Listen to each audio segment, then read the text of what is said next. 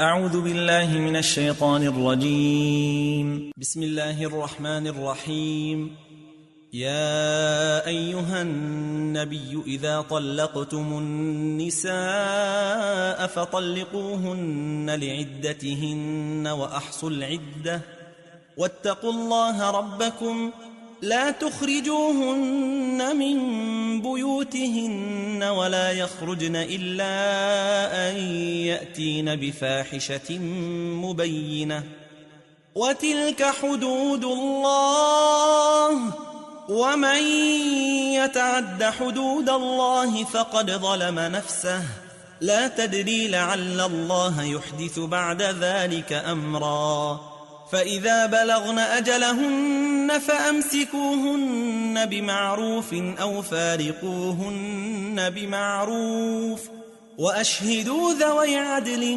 منكم وأقيموا الشهادة لله ذلكم يوعظ به من كان يؤمن بالله واليوم الآخر ومن يتق الله يجعل له مخرجا ويرزقه من حيث لا يحتسب ومن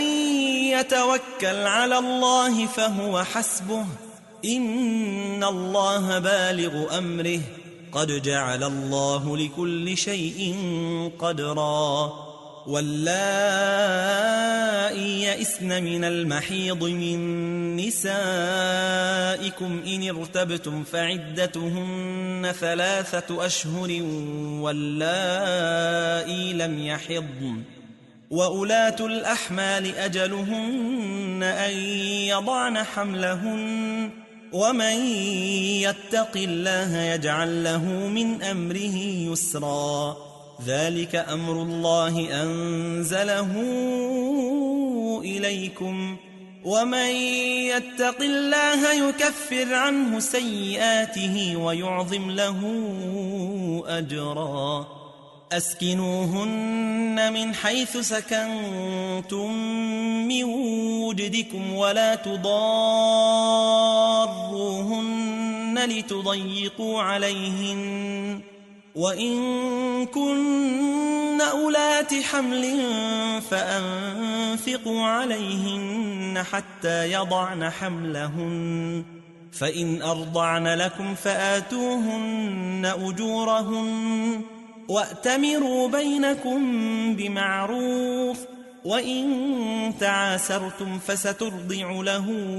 أخرى لينفق ذو سعة من سعته ومن قدر عليه رزقه فلينفق مما آتاه الله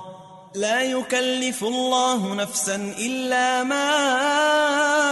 آتاها سيجعل الله بعد عسر يسرا وكأي من